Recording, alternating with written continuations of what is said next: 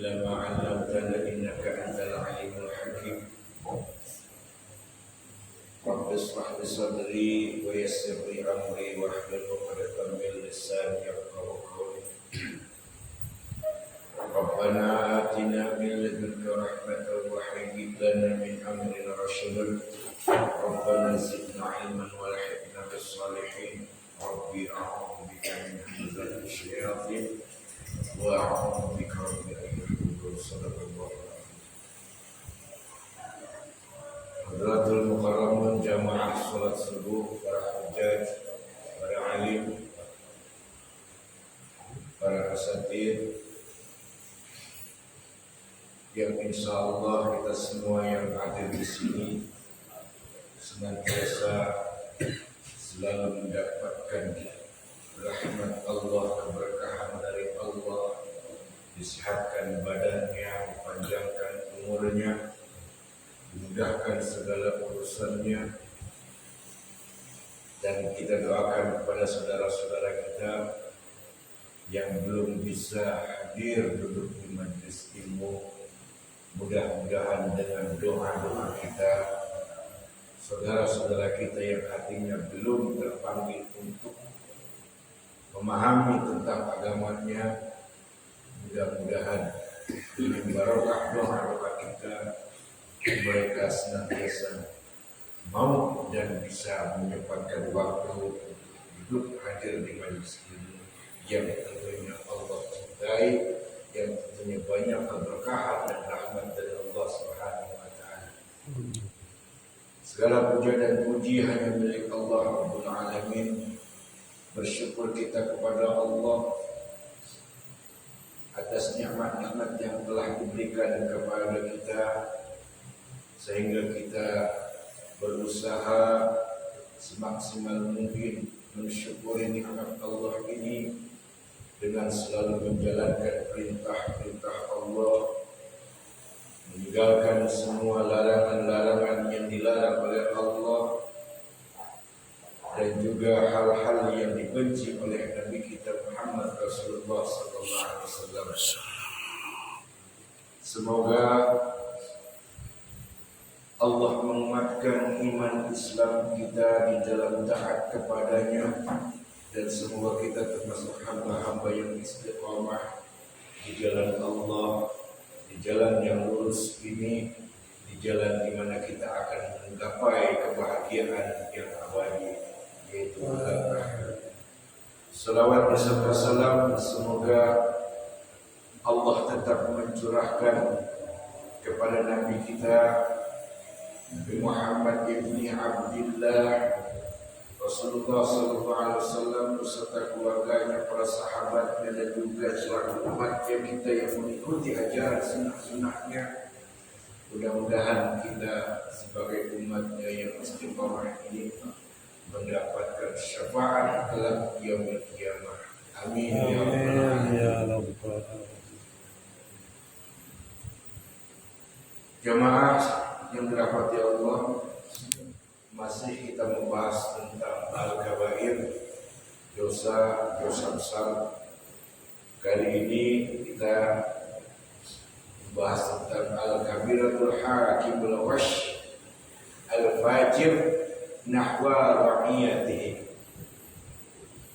yaitu dosa besar pemimpin yang curang terhadap rakyatnya atau yang dipimpinnya.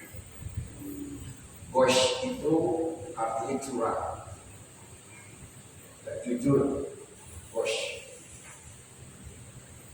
Al-fajir itu keburukan dari sikap-sikap. Jadi di sini dimasukkan oleh Imam Az-Zahabi yang harus kita ketahui tentang ini, supaya ini jadi bahan ibrah buat kita ke depannya. Harus bagaimana kita memilih seorang pemimpin yang bisa amanah, yang tentunya diridhai oleh Allah, dicintai oleh Nabi kita Muhammad SAW. Kata Muslim secara etimologi bahasa yang diambil dari kata Islam. Islam agamanya, sementara orang yang memeluk agama Islam disebut Muslim. Jadi Muslim itu seseorang yang berpegang teguh kepada agamanya. Ini seorang Muslim namanya. Tapi kalau ada orang yang mengaku Islam tapi dia nggak berpegang teguh kepada agamanya, bahkan merobohkan agamanya, menghancurkan agamanya, itu namanya bukan Muslim. Bukan Muslim. Jadi Islamnya hanya sebagai status saja di KTP-nya. Jadi secara kafah, seseorang yang mengaku Muslim adalah seseorang yang berpegang teguh kepada agamanya, membangunkan, mendirikan dengan kokoh agamanya. Itu adalah yang disebut seorang Muslim. Sedangkan yang dimaksud dengan Islam, istislamun nafsun lillah, yaitu seseorang yang telah menyerahkan dirinya kepada Allah. Ini yang dimaksud Islam. Seseorang yang telah menyerahkan dirinya secara keseluruhan kepada Allah. Hidupnya, matinya, dirinya, waktu yang dimilikinya, bahkan sampai darahnya, semua diserahkan kepada Allah.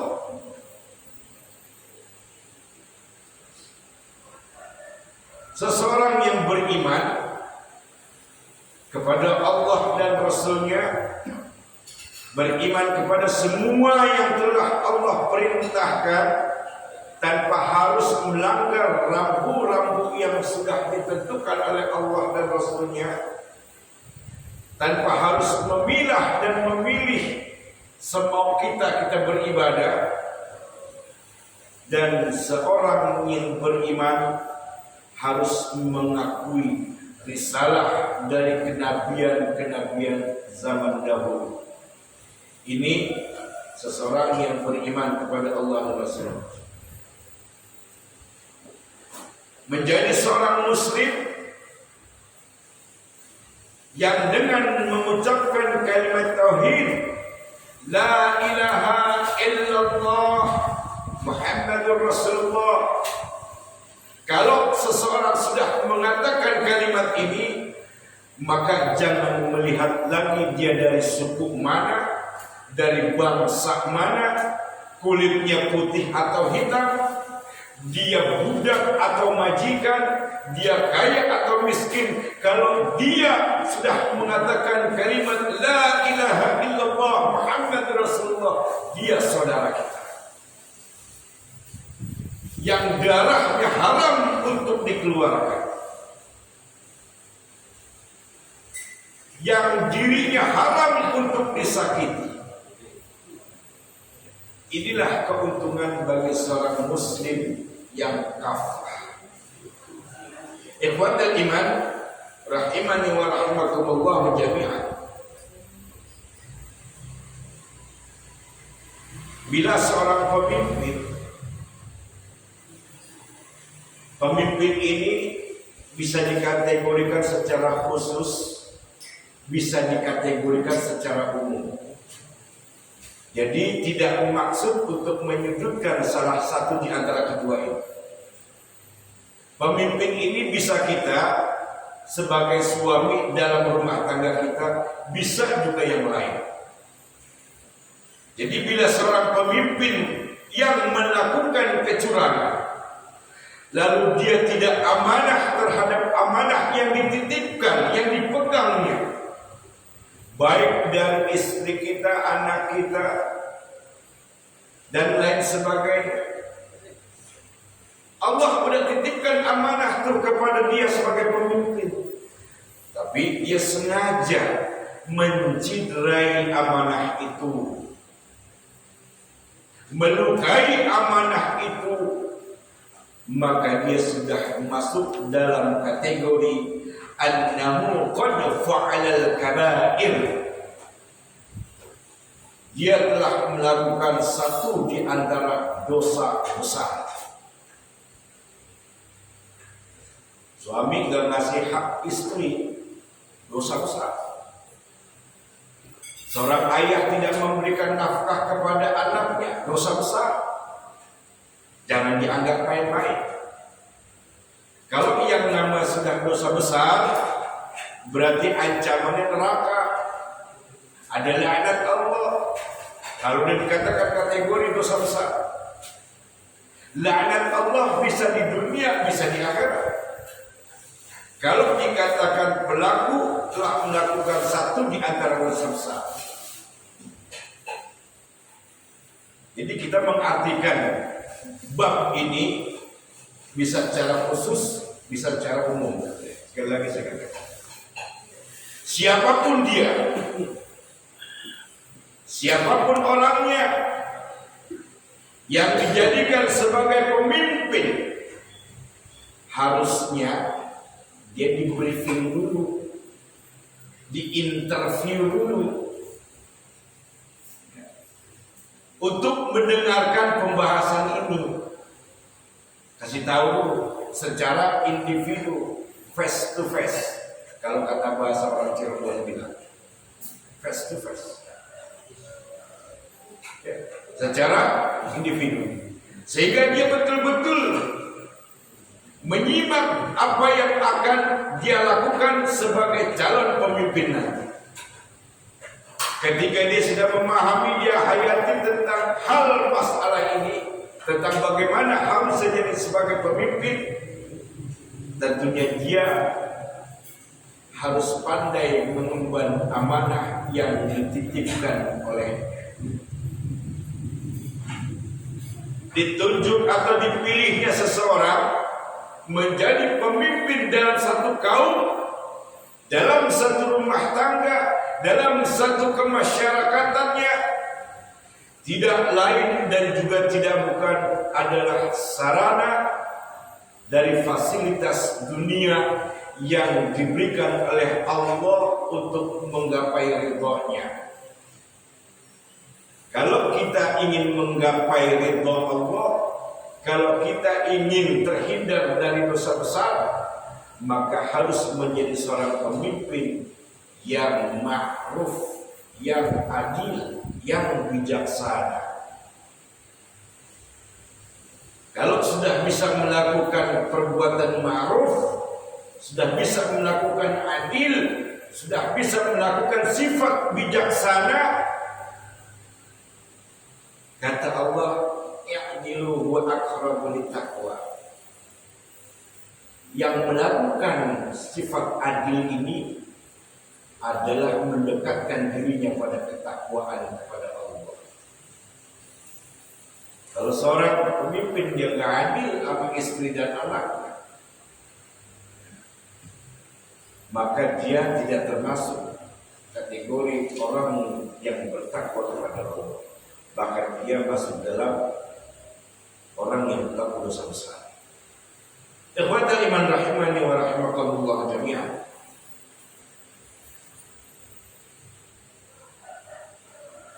Dari bab ini Nabi kita Muhammad sallallahu alaihi wasallam bersabda, kullukum ra'in wa kullukum mas'ulun an ra'iyatihi. Setiap kita adalah pemimpin, dan setiap pemimpin akan ditanya dan dimintai pertanggungjawabannya atas hal yang dipimpin. Sabda Nabi SAW ini bersifat umum pada siapa dia yang menjadi pemimpin. Sebagai pemimpin, dia punya kebijakan dan dia punya kuasa. Pemimpin yang adil, pemimpin yang arif, pemimpin yang bijaksana, yang bisa melakukan amar ma'ruf, dan pemimpin yang mengutamakan menjaga amanah yang dititipkan adalah seorang pemimpin yang akan mendapat ridha Allah dan dia akan dihantarkan kepada surganya Allah Subhanahu wa taala. Kalau Allah sudah ridha, maka tinggal gampang dia berangkat menuju surganya Allah. Adapun bagi pemimpin yang curang, pemimpin yang tidak amanah, pemimpin yang berkhianat, pemimpin yang selalu melakukan sewenang-wenang atas kepemimpinannya, maka dia akan mendapatkan ancaman dari Allah. Dia akan disiksa, dia akan diazab oleh Allah, azab yang pedih dan amat sangat menyakitkan untuk orang pemimpin yang curang, yang tidak amanah, yang bengis terhadap orang-orang di bawahnya. Dan ini dinyatakan tegas oleh Allah Subhanahu wa taala. Di dalam surat Asy-Syura ayat 42 kata Allah, A'udzu billahi minasyaitonir rajim, innamas sabilu 'alal ladzina yadhlimuna an-nas wa yabghuna fil ardi bighairil haqq. Sesungguhnya dosa itu hanya ada pada orang-orang yang berbuat zalim pada manusia, dan kezaliman dari yang dia lakukan kepada manusia itu hingga sampai melampaui batas yang ada di atas muka bumi ini tanpa mengindahkan kebenaran yang datangnya dari Allah Subhanahu wa taala. Mentang-mentang pemimpin punya kuasa saenake dhewe. Ya. Saenake dhewe. Kalau telunjuknya ini udah nunjuk, maka yang bawahnya harus ikutin. Nah, pemimpin yang seperti ini, ketika dia menyakiti perasaan orang yang dipimpinnya, ya, sampai orang ngedumel hatinya, orang yang dipimpin ini ngedumel di hatinya, benci terhadap dia sebagai pemimpin, lalu dia sampai mati karena hatinya benci pada pemimpin itu, sakit hatinya karena perlakuannya yang tidak baik, tidak adil, tidak bijaksana sebagai pemimpin terhadap yang dipimpin, ke bawah sampai mati dia kesel sama pemimpin itu. Maka si pemimpin itu tanggung jawab besar kelak di yaumil akhir nanti. Dan orang yang mati ini belum sempat memaafkan dia, maka nanti dia akan menuntut di hadapan Allah Subhanahu wa taala atas dirinya yang dulu pernah memimpin ketika di dunia. Berarti pemimpin itu melakukan kezaliman terhadap manusia, terhadap orang-orang yang dipimpin. Satu. Yang kedua, dengan sifat bengisnya, dengan sifat arogannya, dengan sifat seenake dhewe punya aturan, ya. Lalu sampai terjadi yang namanya perlakuan yang hingga sampai melampaui batas, merusak keadaan yang ada di atas muka bumi ini atas perlakuan dia sewenang-wenang seenak dewi atur yang tidak sesuai dari kebenaran Allah dan Rasulnya, maka ini masuk kategori dosa besar yang kedua. Yang pertama, dia menzalimi orang yang dipimpin. Yang kedua, dia sudah membuat kerusakan di atas muka bumi. Maka ancaman dari Allah, ulaika lahum adzabun alim. Mereka itu akan aku siksa, kata Allah, dengan siksaan yang teramat pedih. Jangan disamakan alim dengan alim. Beda huruf doang. Yang ada yang pakai ain, ada yang pakai alif. Adzabun alim, bukan alim, bukan alim. Kalau pakai mengucapkan alim pakai ain itu salah kaprah. Karena alim adalah zat yang maha mengetahui artinya. Tapi kalau alim adalah penderitaan yang akan diderita oleh seseorang dengan azab yang akan Allah berikan yang teramat pedih, yang tidak pernah bisa terbayangkan betapa pedihnya nanti yang akan dia rasakan nanti dari Allah membalas perlakuannya. Melakukan dua dosa besar, menzalimi manusia dan membuat kerusakan di atas muka bumi. Pemimpin yang zalim, pemimpin yang curang, pemimpin yang tidak amanah akan ditelantarkan oleh Allah Subhanahu wa taala kelak pada hari kiamat. Di mana Allah tidak akan memandang mukanya, Allah tidak mau mengajak bicara padanya, Allah enggak memaafkan dosa dan kesalahannya.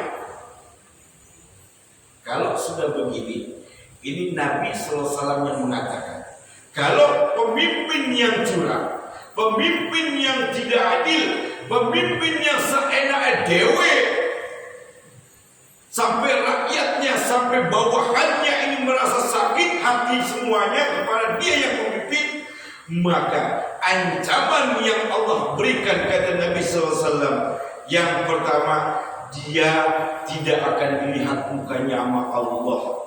Yang kedua, Allah nggak mau ngajak bicara sama dia. Yang ketiga, dosanya nggak dimaafin sama Allah. Ini hadis sahih riwayat Imam Muslim.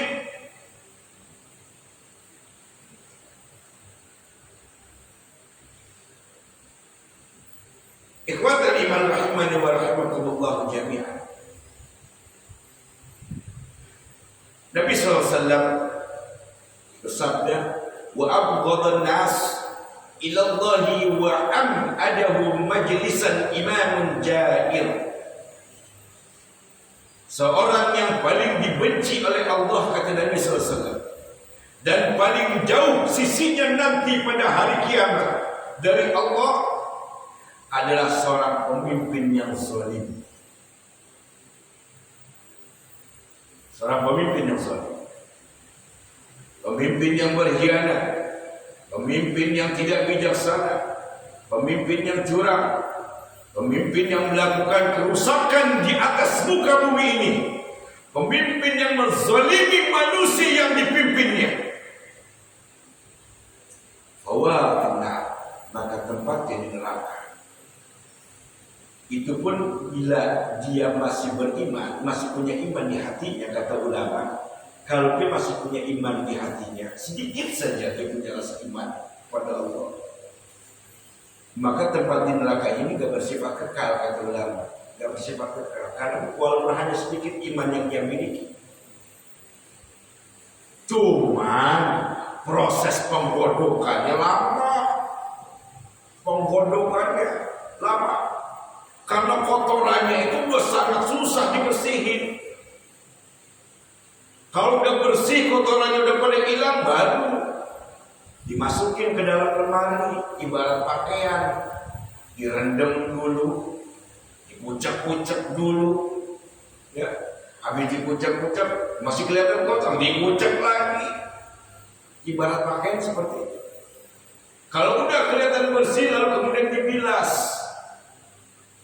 Dilihat lagi mau udah bersih belum. Kalau udah bersih baru dijemur. Setelah dijemur dituliskan, habis dituliskan rapi masuk lemari. Pelemburan dosa seperti itu diibaratkan.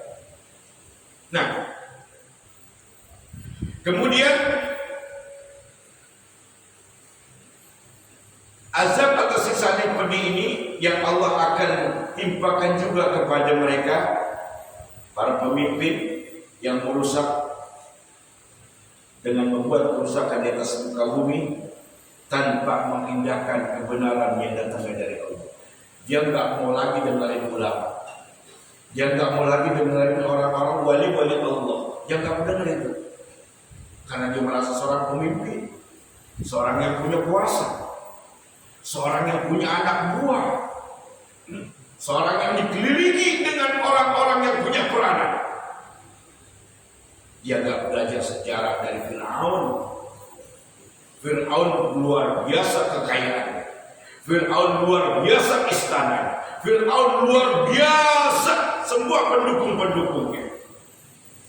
Tapi mereka semua dimusnahkan oleh Allah dengan sekejap. Dengan sekejap. Kalau Allah mau melakukan hal demikian serupa dengan apa yang dilakukan Fir'aun, mudah bagi Allah. Cuma mereka tak mungkin aja. Kenapa? Karena mereka nggak pernah mau mempelajari tentang agamanya. Harusnya dia bagaimana di dalam memimpin satu kaum, memimpin satu kelompok, memimpin satu bangsa dan negara. Ikhwatal iman rahimani wa rahimakumullah jami'an. Kemudian Imam Az-Zahabi rahimahullah menukil ayat yang berikutnya dari surat Al-Maidah ayat 79. Tadi yang pertama As-Surah ayat 42. Kata Allah, "Kanu la yatanahuna 'an munkarin fa'aluhu, labisa ma kanu yaf'alun."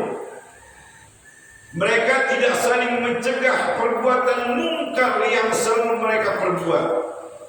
Sungguh sangat buruk apa yang mereka telah lakukan di atas muka bumi. Melihat dari tafsir Ibnu Katsir tentang ayat ini, Ibnu Katsir mengatakan makna dari ayat ini adalah tentang orang-orang Yahudi. Orang-orang Yahudi ini adalah satu kaum yang memang sudah dilaknat oleh Allah. Dilaknat oleh Allah, orang-orang Yahudi. Kenapa dilaknat sama Allah? Karena orang-orang Yahudi ini banyak membunuh para nabi zaman dahulu. Banyak membunuh para nabi zaman dahulu. Bahkan membunuhnya itu sangat sadis. Mereka orang-orang Yahudi. Itu yang pertama. Yang kedua, orang-orang Yahudi ini selalu mengingkari janji-janjinya. Itu yang kedua. Yang ketiga, orang-orang Yahudi ini selalu membuat kerusakan di atas muka bumi. Makanya perilaku dia orang-orang Yahudi ini Allah gak suka, bahkan Allah melaknat dirinya. Orang-orang Yahudi sampai hari kiamat dilaknat mereka. Nah, makna ayat ini menceritakan tentang orang-orang Yahudi yang bersikap melampaui batas seperti realita dan kenyataan yang kita lihat sekarang ini. Orang Yahudi itu nggak senang dengan Islam, benci dengan Islam. Orang Yahudi, bahkan para nabi dipermainkan oleh dia. Sampai Nabi Musa saja diledekin dulu sama orang Yahudi. Nabi Isa pun diledekin. Nabi-nabi yang lain sama. Ketika Nabi Musa diledekin, Musa, kalau memang engkau utusan Tuhanmu, coba mintain makanan dari Tuhanmu yang turun dari langit langsung. Ini kan sebuah penghinaan. Musa, kalau engkau memang benar utusan Tuhanmu, coba tolong buktikan kalau kau memang seorang nabi. Minta kepada Tuhanmu agar diturunkan makanan dari langit. Makanya dinamai surat Al-Maidah, diabadikan nama Allah. Al-Maidah artinya hidangan dan tamu. Itu ada peristiwa. Kata Musa, kalau aku minta kepada Allah dan Allah mengabulkan doa-doaku untuk kalian, apakah kalian mau beriman? Ya. akan beriman. Lalu Nabi Musa meminta kepada Allah, Allah kabulkan, turun makanan dari langit. Udah turun makanan dari langit, dicela sama orang-orang Yahudi. Orang Yahudi itu kurang ajar. Itu hidangan langsung Allah turunkan, dicela orang Yahudi. Kurang ajar ya, sampai sekarang. Makanya maaf, orang-orang munafik kata Allah, ini memang sudah dijelaskan oleh Allah. Orang-orang munafik itu menjadikan orang-orang Yahudi, orang-orang kafir sebagai pemimpinnya. Orang munafik menjadikan orang Yahudi dan kafir, orang-orang kafir itu sebagai pemimpinnya. Dan sekarang realita kenyataannya kita saksikan sekarang. Bagaimana terhadap agama Islam? Mereka masuk ke dalam Islam. Orang Yahudi memang sudah ada sejak zaman kenabian dulu. Dan tingkah lakunya kerusakan untuk membuat kerusakan di atas muka bumi ini sampai hari kiamat dia akan selalu melakukan untuk menghancurkan agama Islam.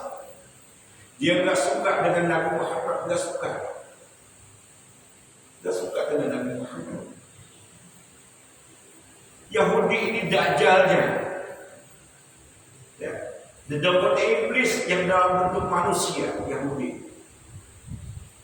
Yang menjadi pertanyaan, kenapa dari surat Al-Maidah ini menceritakan tentang perilaku orang-orang Yahudi ini tentang disangkut pautkan oleh Imam Az-Zahabi dalam bab tentang kecurangan seorang pemimpin terhadap rakyat. Yang menjadi pertanyaan seperti itu. Maka kesimpulannya, maksudnya Imam Az-Zahabi memasukkan ayat ini ke dalam bab tentang hal ini adalah agar ini menjadi ibrah buat kita orang-orang beriman, bahwasanya yang kita saksikan, yang kita rasakan sekarang ini di akhir zaman ini adalah ulah orang-orang Yahudi, ulah orang-orang kafir yang didukung oleh orang-orang munafik yang mengaku Islam tapi dia ingin mengacak-ngacak agama Islam. Ini maksudnya, karena sifat orang Yahudi seperti itu. Banyak manusia yang masuk perangkap jebakan iblis melalui harta, tahta, wanita. Bila ada yang bisa terhindar dari godaan wanita dengan dua cara, iblis bersusah payah untuk menggelincirkan manusia lewat harta dan tahta. Sekarang pun sudah terlihat bagaimana orang-orang di atas karena mencari harta, karena mencari tahta, kedudukan, dia tidak mengindahkan lagi kebenaran yang datang dari Allah dan Rasul. Nah, ikhwatul iman pada bagian akhir ini yang harus kita ingat, yang harus kita tahu. Nanti di tahun yang akan datang kita harus bagaimana memilih seorang pemimpin. Sebelum kita nyoblos pemimpin, baiknya kita istikharah dulu pada Allah supaya kita nggak salah pilih. Karena ini ada ancaman dari Nabi Sallallahu Alaihi Wasallam. Kata Nabi Sallallahu Alaihi Wasallam, di mana Nabi mengancam kepada orang-orang yang mendukung, yang memberi suara. Dia udah tahu ini calon pemimpin kurang bagus nih. Dia udah tahu, tapi dia dukung, dia coblos.